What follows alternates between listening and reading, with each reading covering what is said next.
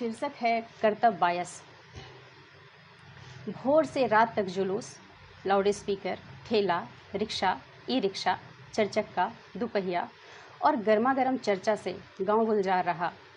प्रचार बंद हो जाने के साथ ही रहस्य पसर गया। रहस्य इसलिए कि कहीं अपना आदमी, घर का ही आदमी दूसरी पार्टी को वोट न दे दे। हम जिस पार्टी के लिए ताल ठोक रहे हैं, क्या पता सामने वाला उसे पाताल में धकेलने की सोच रहा हो। कौन जीतेगा या कौन हारेगा, अभी सब कुछ भविष्य के घरों में था।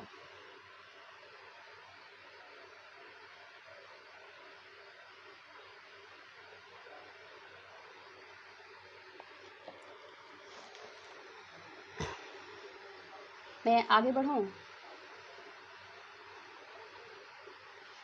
जी। देवना कुएं के पास खड़ा होकर दतवन कर रहा था। चुनाव प्रचार करते लोगों का एक झुंड सामने से धीरे धीरे गुजरने लगा। वो भी कुल्ला करके उस झुंड के पास पहुंच गया।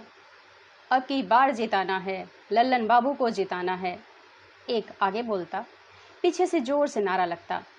इन आवाज़ों के बीच प्रत्याशी हाथ जोड़े मंथर गति से हाथी की तरह झूमता हुआ आगे बढ़ रहा था और उसके पीछे पीछे 150 लोग। थोड़ी दूर तक देवना भी साथ साथ चलता रहा। फिर भीड़ धीरे धीरे आगे सरकने लगी। देवना वहीं सड़क किनारे खड़ा हो गया। बगल में खड़े एक आदमी से पूछा, आज लल्लन बाबू लगता है अपने प्रचार करने नहीं निकले हैं। ये हाथ जोड़े तो कोई और बुझाता है। बुड़बक कहीं का, नहीं चिन्ह पाया। अरे वही तो हैं। पर पोस्टर वाले फोटो में तो भक भक गोरे दिखते हैं। लगता है पाउडर लगा के खिंचाए होंगे। अभी महीनों से रौदा गर्दा माटी में दिन रात प्रचार करने में लगे रहते हैं। अरे खाने पीने का भी सुध नहीं रहता है। मुंह रौदा में रह के करिया गया है, इसीलिए तुम नहीं चिन्ह पाए। फिर उस आदमी ने शक की नज़र से घूरते हुए पूछा, पर तुम क्यों पूछ रहे हो? तुम तो इनको वोट नहीं दोगे। तुम तो अभय सिंह की तरफ से लाठी भांज रहे हो। फिर 2 कदम आगे बढ़कर अपने में बुदबुदाता हुआ वो आदमी बोला, क्या जमाना है, आज तुम इन्हें नहीं चिन्ह रहे हो, कल ये जीत जाएंगे तब ये तुम्हें नहीं चिन्हेंगे। गांव रहस्य के वातावरण में लिपट गया था। सबके भीतर यही कौतूहल था कि इस बार कौन जीतेंगे, लल्लन बाबू या अभय बाबू। रहस्य केवल गांव तक पसरा था ऐसा नहीं था। कच्ची पक्की सड़क पगडंडी से होते हुए गांव से सटकर बहती हुई गंगा में भी पसरा था। रात आधी थी, ऊपर से अंधेरी भी। गंगा मैया भी अपने मुख पर उंगली रखे थी, एकदम चुप। बीच बीच में हवा लहरों को जाकर हिला देती। सन्नाटा और डरावना हो जाता। चारों ओर रहस्यमय चुप्पी थी। इसी बीच गंगा जहाँ से मुड़ती है, वहाँ से ठीक बीच गंगा में लाइट जली। भूख। फिर कुछ ही देर में लाइट बंद हो गई। इतनी रात को आमतौर पर गंगा पार जाने वाले लोग नहीं होते। तो फिर गंगा के जल में पसरे सन्नाटे को तोड़ती, उसकी लहरों को चीरती नाव तेजी से बढ़ी जा रही थी। नाव तेजी से? हाँ, तेजी से, क्योंकि ये पंपिंग सेट वाली नाव थी जिस पर 3-4 आदमी सवार थे। रात के अंधेरे में उनके चेहरे का हाव भाव ठीक से पता तो नहीं चल रहा था, पर बीच बीच में लाइट से लगता है कि वे एकदम चौकन्ने हैं, ऐसे कि कभी कुछ भी हो सकता है। इस अंधेरी रात में बीच गंगा में नाव पर सवार लोग, वो भी एकदम चौकन्ने। आखिर बात क्या है? तब तक दूर जलती 2 लाइट तेजी से सड़क पर दौड़ने लगी। कोई गाड़ी है, पर ठीक ठीक पता नहीं लग रहा है कि सामान्य गाड़ी है या फिर नाव के साथ साथ यह गाड़ी भी चल रही है कि हॉर्न की आवाज़ आई। अरे, ये तो पुलिस की गाड़ी है। गंगा नदी से थोड़ी दूर हटकर ही सड़क है। तब तो लगता है कि नाव के पीछे ही पुलिस है। खाकी वर्दी वाले को जानकारी थी कि नाव में शराब है जो कल आसपास के गांवों में बटेगी। नाव में सवार लोगों को स्थानीय होने के कारण बहुत कुछ अंदाजा था। इधर पुलिस को ट्रेनिंग तो सब तरह की थी, पर स्थानीय नहीं होने के कारण दिक्कत तो हो ही रही थी। नदी के साथ साथ सड़क भी चल रही थी।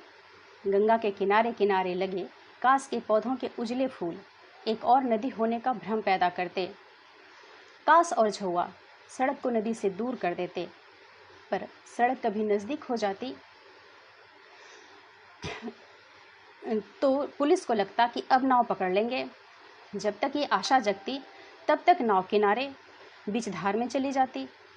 हालांकि पुलिस गाड़ी, खेत, छोटा मोटा गड्ढा, फसल सबको पार करते हुए नाव का पीछा कर रही थी। इस बीच नाव में बैठा मकेसर बोला, हमको तो लगता है कि आज नहीं बचेंगे। एक तो इतना रात है, 12 बजे के बाद भूत प्रेत का भी टाइम हो जाता है। क्या पता कौन सा रूप धर कर आ जाए और बीच गंगा में ही नाव डुबा दे तो। आई पुलिस है कि बैताल है, पीछा ही नहीं छोड़ती। आज तो एकदम सांप छुछुंदर वाला हाल हो गया। दूसरा गरमाते हुए बोला, साला डरपोक, हम पहले ही ना कह रहे थे आधा करेजा लेके हमरे साथ मत चलो। लेकिन नहीं, तुमको तो आना ही था। अब आए हो तो हिम्मत बांध के बैठो। लेकिन अब ज़्यादा बकर बकर किया तो यहीं पानी में उठाकर फेंक देंगे। जो नाव चला रहा था उसने शेखी बघाड़ते हुए कहा, क्यों, हम लोग 2 बार चुनाव में इसी तरह दारू पहुंचा चुके हैं। इस ससुरी पुलिस क्या कर पाई जो आज कर लेगी। जहां जान का डर हो वहां आखिर कोई कितनी देर तक चुप रह पाएगा। थोड़ी देर बाद डरते डरते मकेसर फिर बोला, कहीं अब की पकड़ा गए तो अंदाजा है क्या होगा। फिर चुप हो गया। अगले ही पल अपने सवाल का खुद ही जवाब देता हुआ बोला, सुनते हैं पुलिस बहुत मारती है। जीतेगा कौन, हारेगा कौन, आई दारू का मजा लेगा कौन। हम तो फोकट में मार खाएंगे ना। फोकट में नहीं आए। दूसरा बोल ही रहा था कि जो नाव चला रहा था उसने डपटते हुए कहा, बकर बकर करके हमरा माथा मत खराब करो, नाव चलाने दो। रत्ती भर भी मन इधर से उधर हुआ, पुलिस और भूत तो बाद में कुछ करेगा, उसके पहले ही गंगा में गोता खा जाओगे। प्राण पर संकट मंडराता देख कंठ में सांस रोके मकेसर डरते डरते इतना ही बोल पाया, अब जाने महारानी माए। पुलिस गाड़ी में पीछे बैठे एक सिपाही ने दूसरे सिपाही से कहा, कब तक ऐसे पीछे दौड़ते रहेंगे, जब तक उसे पकड़ नहीं। इतनी देर से तो पीछे लगे हैं, पकड़ाया नहीं ना।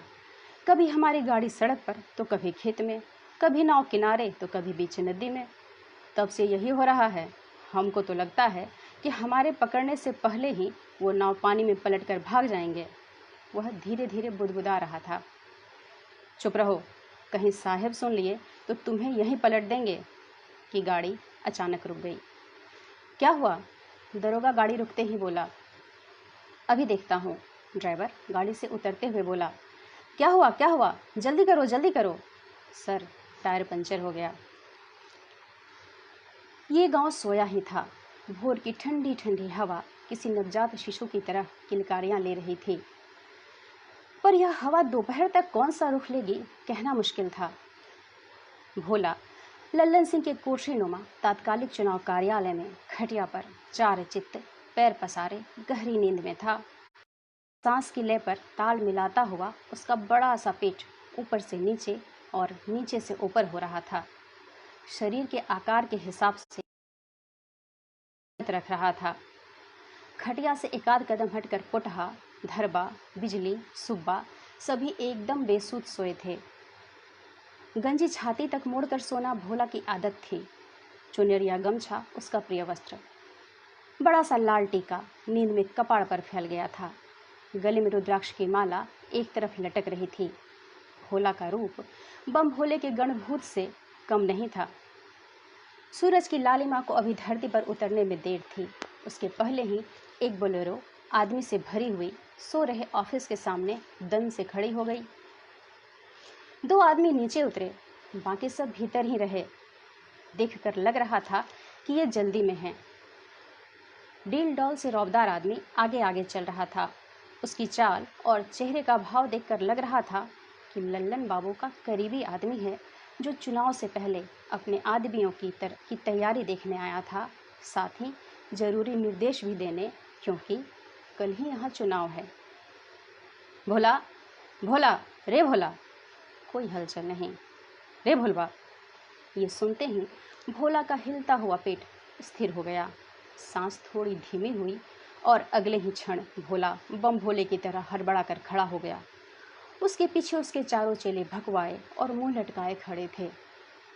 एक तो आए व्यक्ति का डिल डॉल और पहनावा सब रौबदार था, पर गुर्राने के कारण वह और अधिक खतरनाक लग रहा था। ऐसे बोला जैसे कि झपट्टा मार देगा।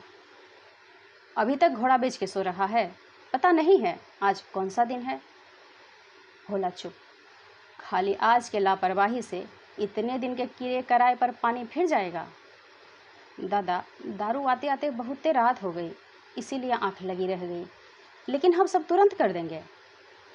खाली बोलने से काम नहीं चलेगा, कहीं लल्लन दा को पता चल गया तो समझते हो क्या होगा।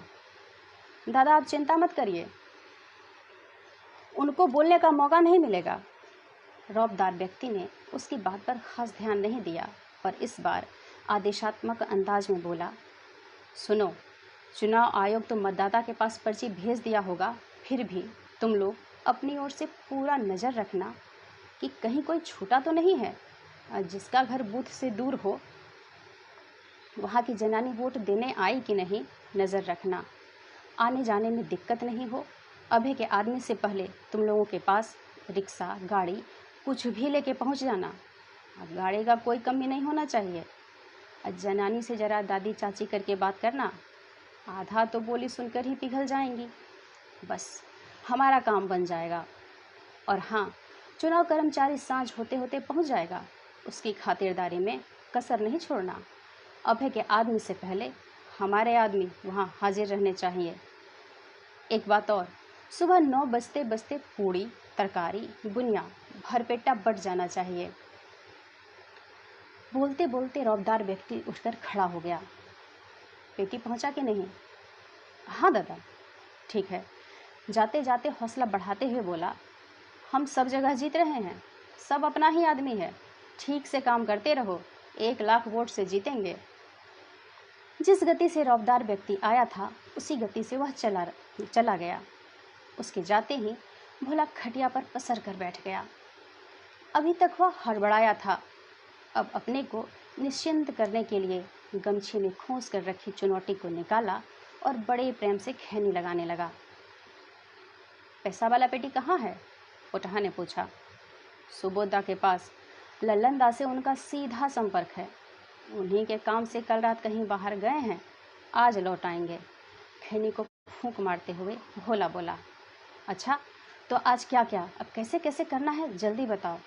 धरवा बोला। सुबह दिमाग चलाते हुए बोला, मुझे तो लगता है बुल्लू दा का काम शुरू हो गया होगा और हम सुतले रह गए। क्या करना है जल्दी जल्दी बताओ। भोला खैनी होठ के नीचे दबाते हुए बोला, इतना हड़बड़ाओ मत, पहली बार सब नहीं कर रहे हैं, सब तुरंत कर देते हैं। बोलते हुए भोला काम के मूड में आ गया। धरबा, तुम जाकर पता करो सब घर में पर्ची पहुंचा है कि नहीं। हो सके तो जनानी से अच्छा से बात करना, कोई दुख तकलीफ कहे तो खूब ध्यान से सुनना, चाहे भीतर से तुम्हारा सुनने का मन नहीं भी हो, और एकदम मीठा बोलना। कह देना बूथ तक ले जाने की जिम्मेवारी हमारी, गाड़ी तैयार है। पोठा की ओर देखते हुए, और पोठा, तुम चुनाव कर्मचारी के आते ही उसकी खातिरदारी में जुट जाना। बुलवा अभय सिंह का आदमी है, उसके आदमी के पहुंचने से पहले ही तुम वहाँ अपना आदमी तैयार रखना। बिजली के कंधे पर हाथ रखते हुए, तुम 2 हाथ के तो हो, पर बिजली की तरह छट छट करते हो। तुम गांव भर के हवा पानी पर नज़र रखना, हो सकता है बुलवा जानबूझकर कोई खुराफात कर दे या हमारे आदमी को अपने में मिलाने की कोशिश करे। सुब्बा, तुम कल के भोजन पानी का इंतजाम देख लो, सामान सब आया कि नहीं। एक बार हलवाई के यहाँ चले जाना, उसका फ़ोन खाली टूक टूक करता है, कल से नहीं लग रहा है। जाके कह देना आज रात से ही बुनिया छानना चालू कर दे और कल भोरे भोर पूड़ी तरकारी बनाना शुरू कर दे। जो जितना मांगे उसे उतना देना, कोई कसर नहीं रहना चाहिए। पोटहा, तुम मुंह कान धो के आओ, जिसको जिसको तुम्हारे पास भेजते जाएंगे उसको उसको दारू देते जाना। गांव में एक साथ कई तरह का वातावरण था। जिन्हें चुनाव से खास मतलब नहीं था, बस तटस्थ भाव से वो ये सब देख रहे थे। उन्हें पता था कि जीत किसी की भी हो, अंतर कुछ नहीं आने वाला। कोई अपने ही गोतिया भाई को शक की तराजू में तौल रहा था, तो कहीं अपनी अपनी पार्टी को लेकर आपस में गहमागहमी हो रही थी। पर कुछ ऐसे भी थे जिन्हें चुनाव में किसी पार्टी की हार जीत से मतलब नहीं था। उन्हें तो बस तात्कालिक लाभ से मतलब था। उस दुकान के जोश का एक बड़ा पड़ाव भोला की दुकान थी, जहां आज दारू बट रहा था। कल रात नाव वाला दारू भोला के ऑफिस तक पहुंच चुका था, पर रखा कहीं और गया, ताकि पुलिस अगर छापा भी मारे तो कुछ नहीं मिले। सुबोधदास सुबह ही लल्लन बाबू के काम से लौट आए थे। ऐसे तो वह राजनीति से दूर ही रहते हैं, पर गांव में रहना है तो ऐसे मौक़ों पर उन लोगों का ध्यान रखना ही होता है। 3 लाख रुपया लल्लन बाबू के आदमी सुबोधा के यहाँ पहुँचा गए हैं। दारू भी पहुँच गई है। प्रबंधन तो वह देख रहे थे, लेकिन गांव के भीतर का काम उन्होंने भोला को सौंप रखा था। वह कल होने वाले चुनाव के दूसरे काम में लगे थे। भरमुख गुटका दबाए भोला बिजली से बात कर रहा था। इस बार भी लल्लनदा ही बाजी मारेंगे, लगातार 2 बार जीते हैं। फिर किसी घाक की तरह बोला, पैसा और दारू पानी की तरह बहा दो, होठ अपने आप किनारे लग जाता है। तुमको गांव का हवा पानी कैसा लग रहा है? दादा, बुल्लू दा भी कम मेहनत नहीं कर रहे हैं। दारू तो उधर भी बट रहा है, साथ में चखना और मुर्गा के लिए पैसा भी। फिर हमरे ही तरफ आदमी वोट क्यों देगा? वो बुल्लू को बराबरी का टक्कर देते देख हड़बड़ा गया था। बिजली की पीठ पर हाथ रखते हुए भोला बोला, अभी कच्ची उम्र है, हदस जाते हो बड़ी जल्दी। पिछली बार भी तो बुल्लू ने मेहनत किया था, क्या हुआ? कुछ नहीं ना। आंख मारते हुए बोला, असली काम तो अन्हार होते ही होगा। रात होते ही दक्षिणबारी टोला, उत्तरबारी टोला और डीह टोला में पैसा बांट देना है। सबसे अंत में कंटाहा टोला में पैसा बांटेंगे। पर ध्यान रखना, कंटाहा टोली में बुल्लू का एक भी आदमी किसी भी हाल में पैसा नहीं बांट पाए, और इस तरह पूरे कंटाहा टोली का वोट हम मार लेंगे। बिजली इस भेद को सुनकर अच्छी तरह से प्रफुल्लित होता ही कि देखा पुन्नी लोहार मुंह पर चौवन्नी मुस्कान लिए ऑफिस में घुस रहा है। भोला तुरंत ही अपना रूप बदलते हुए स्वागत की मुद्रा में आ गया। वही तो हम कहें कि पुन्नी अभी तक क्यों नहीं दिखा? मालिक जरा गांव से बाहर चले गए थे, अभी तो बस घर आए ही थे कि टुलनमा बोला, दारू कब से बट रहा है, जब ख़त्म हो जाएगा तब जाओगे। जरा छाती तानते हुए हम बोले कि कुछो भी हो मालिक हमारा ध्यान जरूर रखेंगे, जैसे कि पूछ रहा हो हमारे लिए बचा है कि नहीं।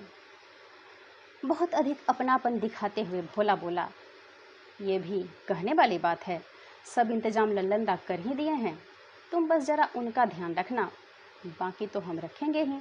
जीतने पर दारू मुर्गा पार्टी हम अपनी तरफ से फिर देंगे।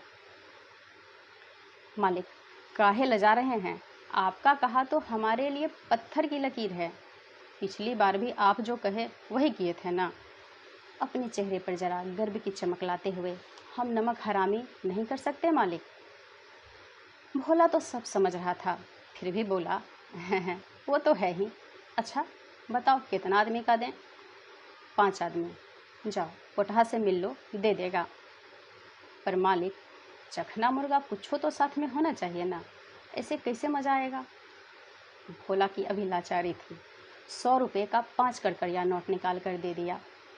पुन्नी भी मुट्ठी गर्म करते हुए मुस्की मारते हुए चला गया।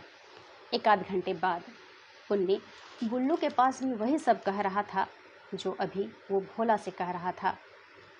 वहाँ से वो 4 बोतल शराब रुपया लेकर चुनाव का मजा लूट रहा था। शाम ढलते ढलते पोलिंग बूथ पर चुनाव कर्मी पहुँच गए। उनके पहुँचते ही गांव का वातावरण एक बार फिर बदला। भोला और बुल्लू ने जानकारी मिलते ही उनकी खातिरदारी में अपने आदमी दौड़ा दिए। उधर चुनाव कर्मी लल्लन सिंह के नाम से पहले से ही डरे हुए थे। संचार माध्यम के कारण कोई बात अब दबी नहीं रह सकती। खास तौर पर चुनाव के समय तो कुछ अधिक ही खबरों को हवा दी जाती है। लल्लन सिंह के बारे में पढ़कर सुनकर देखकर इनके होश तो पहले से ही उड़े हुए थे, पर लाचारी थी, चुनाव में छुट्टी भी नहीं ले सकते थे। अब क्या किया जाए, कहा अब क्या हो जाए, कब क्या हो जाएगा कहा नहीं जा सकता। ऐसे में ये अपनी जान की खैर मना रहे थे, पर दोनों पार्टी के आदमी की तरफ से इनकी पूरी खातिरदारी हो रही थी, वो भी पूरी विनम्रता के साथ। विनम्रता इसलिए अधिक थी कि दोनों पार्टी के लोगों के बीच प्रतिस्पर्धा थी। कभी कभी विनम्रता की भी प्रतिस्पर्धा हो जाती है। शाम करीब 7 बजे भोला सुबोधा को फ़ोन पर बता रहा था कि अभी तक सब काम ठीक से चल रहा है। दक्षिणबारी और उत्तरबारी टोला में पैसा बट गया है, अब डीह टोली और कंटहा टोली बचा है। बात ख़त्म करके भोला ने जैसे ही फ़ोन काटा, बिजली करंट की तरह रनरनाता हुआ आया। फूलती सांसों के साथ उसके शब्द भी हाँफते हुए बाहर कूदे। दादा, अरे क्या हुआ? बुलवा का आदमी कहीं कुछ? बिजली 2 क्षण रुका, सांस ली, फिर बोला, नहीं दादा, वो बात नहीं है। हलवाई बोला कि नहीं आ पाएगा। नहीं आएगा? क्यों नहीं आएगा? लगता है उसका दिन खराब हो गया है। नहीं दादा, तबीयत खराब है, दोपहरिया से ही उल्टी कर रहा है। जिंदा तो बचा है ना अभी? साले का खटिया ही उठा कर ले आओ। एक गिलास गला में दारू ढार दो, रात भर बुनिया छानता रहेगा। अंतिम टाइम में हम कोई कोताही बर्दाश्त नहीं करेंगे। बिजली जैसे आया था वैसे ही बिजली की तरह हलवाई के यहाँ चला गया। भोला कुएं के पास बैठा दिमाग चला रहा था कि बुल्लू के आदमी ने गांव के दूसरे टोले में पैसा बांट दिया। परी नाक के नीचे कंटहा टोले में तो किसी भी हाल में 1 रुपया नहीं बटना चाहिए। बात यह है कि कंटहा टोले के तात्कालिक ऑफिस और अस्थायी दुकान के सामने कंटहा टोली अस्थायी दुकान के सामने पड़ता है। कहीं ना कहीं कुछ देर के लिए ही सही वह इस टोले को अपनी रैयत मान बैठा था। यह बात उसके चारों चेलों को पता थी। बिजली खटिया समेत ही हलवाई को पीपल गाछ के नीचे बुनिया छानने के लिए बैठा आया था। 1 गिलास उसको चढ़ा भी दिया था।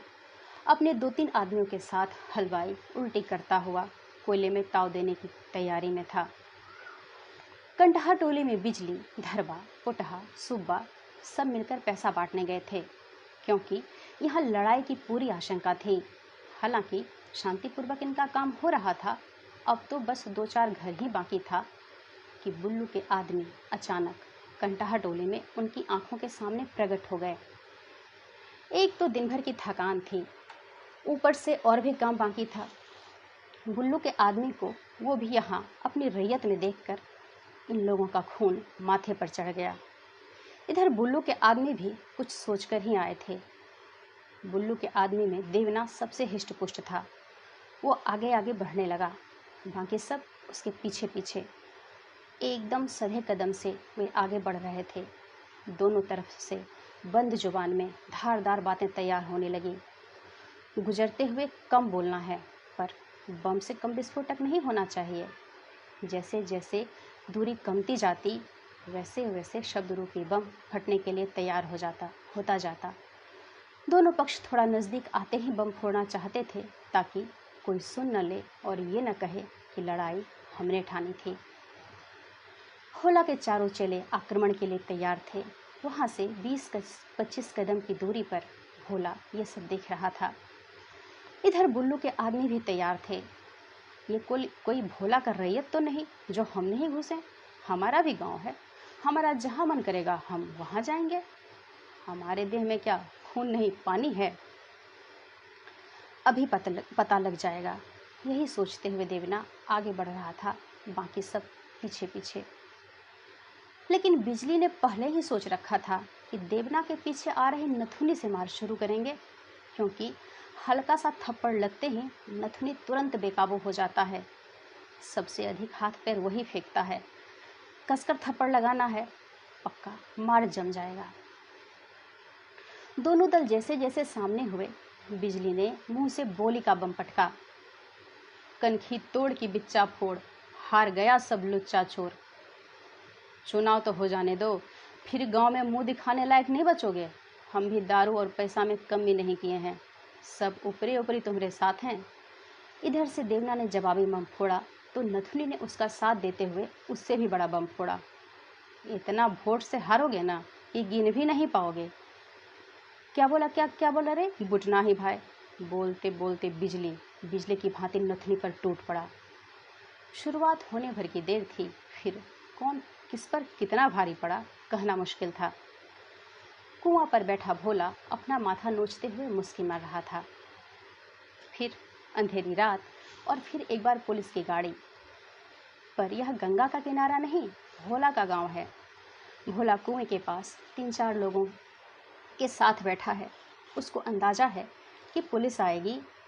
आखिर मार हुआ है, वो भी चुनाव की पूर्व संध्या पर। 2-4 आदमी को देखकर पुलिस की गाड़ी रुकी।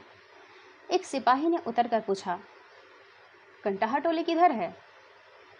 अंधेरी रात में भी भोला चेहरे पर ज़्यादा ही विनम्रता लाते हुए बोला, उधर है, और हाथ सामने जा रही सड़क की ओर बढ़ा दिया। पुलिस ने फिर पूछा, यह कौन सा टोला है? पांडव टोला। पुलिस कंटाहा टोला खोजते हुए आगे बढ़ गई तो एक ने भोला से पूछा, तुमने गलत क्यों बताया दादा? गलत कहाँ बताया, बस पांडव टोला ही तो कहा। इस टोला के बाहर के लोग इसे कंटाहा टोली कहते हैं। इसमें रहने वाला नैका पढ़लका लोग इसका नाम पांडव टोला रख दिया है। हम तो बस इसका नैका नाम बताए। लेकिन कंटाहा टोली तो ये सामने ही है, ना कि सीध में, और तुमने जो रास्ता बताया वो तो बहुत घूम कर जाता है। खैर, पुलिस गाड़ी बहुत देर तक पांडव टोला और कंटाहा टोली के बीच घूमती रही। उधर मार खाकर बुल्लू के आदमी भी बैठने वाले नहीं थे। उन्हें किसी भी हाल में कंटाहा टोली में पैसा बांटना था और रास्ता कुएं के सामने से ही होकर जाता था, जहां भोला 5-7 लोगों के साथ चार्जेबल टॉर्च की रोशनी में ताश खेल रहा था। बाकी लोगों से कुछ अधिक ही रसा रसा कर गप मार रहा था। उसके चारों चेले नहीं थे। देवना को पता है वे चारों रात भर कंटाहा टोले में पहरेदारी करेंगे और भोला इन लोगों के साथ यहाँ। शेर का दांत गिनना आसान नहीं था। अब तो एक ही चारा बचा था, रात के उस पहर का इंतज़ार करना, जब शायद भोला और उन सब की आंख लग जाए या ये जगह खाली हो जाए। रात के करीब 2 बज गए। बहुत देर से कुएं के पास से बातचीत की आवाज़ नहीं आई, न ही कोई आहट हो रही थी। लगता है कि कुआं खाली हो गया और कंटाहा टोली जाने का रास्ता एकदम साफ। बुल्लू के आदमियों के कान खड़े हो गए।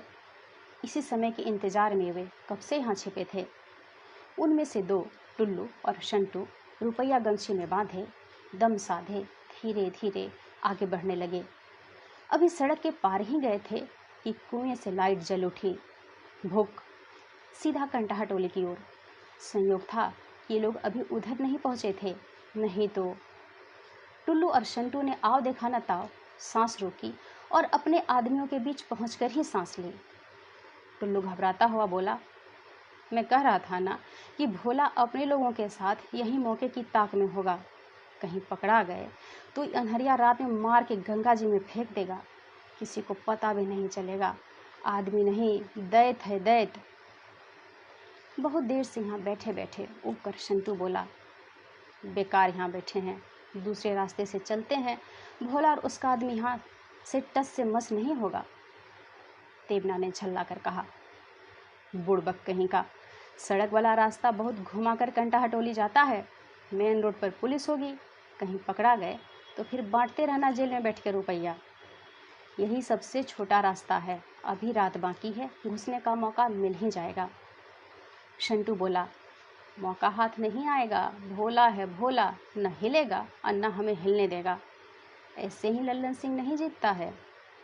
दुश्मन की तारीफ वैसे भी अच्छी नहीं लगती, ऐसे समय में तो और भी नहीं।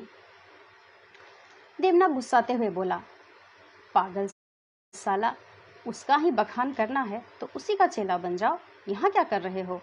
उसी का पैर पखार के पियो। वो बेचारा झिड़की खाकर चुप हो गया। जब इन्हें लगता अब मौका हाथ आने ही वाला है, तब तक कुएं से लाइट जल उठती। इंतज़ार और भूख भाग में रात बीत गई।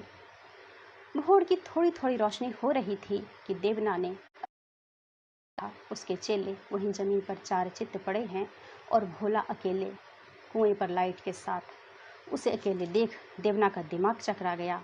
साला मूर्ख बनाया, अकेले था, सीटिंग ऐसा कर रखा था कि कितने आदमी साथ हों। साला खाली टॉर्च से ही मोर्चा संभाल लिया। आज चुनाव के दिन भोरे भोर पोलिंग एजेंट और अपने आदमियों को खिलाने के बहाने दोनों पार्टी लोगों को खुश कर रहे हैं। जो जितना चाहे उसे उतना खिला रहे हैं। कुछ लोग तो अपने घर में 1-2 दिन के लिए जमा भी कर रहे हैं। वोटिंग शुरू हुए 2-3 घंटे बीत गए थे। सरकारी स्कूल जो गांव के बीचों बीच है वहीं बूथ बना था। स्कूल की चारदीवारी से 10 कदम हटकर उसके चेले पीपल गाछ के नीचे बैठकर मुआयना कर रहे थे। भोला वोट देकर निकलने वाले आदमी का चेहरा गौर से पढ़ता। वहीं बुल्लू भी थोड़ी दूर हटकर अपने आदमियों के साथ चाय पान की दुकान के पास बैठा था। वोट देकर निकलने वालों का चेहरा वह भी गौर से पढ़ रहा था। इसी बीच बिजली ने भोला से पूछा, दादा कैसे पहचानोगे कि कौन किसको वोट दिया? बहुत ही आसान है। जो आंख तुमसे नज़र मिलाए समझो वोट दिया, और जो नज़र चुराए समझो वोट नहीं दिया। नहीं मालिक, हमको ऐसा नहीं लगता है होगा, मकेसर ने कहा। बिजली उसको झिड़कते हुए बोला, साला अपने भी हदसता है और दूसरों को भी हदसा देता है। हदसा नहीं रहे हैं, सही कह रहे हैं। जनता का कोनो ठिकाना नहीं है। उसके साथ भी और आपके साथ भी आंख मिलाकर बात करेगा, फिर कैसे बुझिएगा कि मालिक ही जीतेंगे? शशंकित तो भोला भी था, पर हिम्मत बंधाना उसकी जिम्मेदारी थी। उसकी आंखों में आंखें डाल तिरछी मुस्कान फेंकते हुए बोला, घबराओ मत, इतना दिन से धंधा कर रहे हैं, एक्सपीरियंस भी तो कुछ होता है। जब इतना एक्सपीरियंस है ये है तो आप ही चुनाव में काहे नहीं खड़े हो जाते हैं? पक्का जीत जाइएगा, मकेसर बोला। सुनते ही भोला के चेहरे का भाव अचानक बदल गया। गुस्से से मकेसर का गला पकड़ते हुए भय मिश्रित स्वर में बोला, साला जान से मरवाएगा क्या? कहानी खत्म हो गई।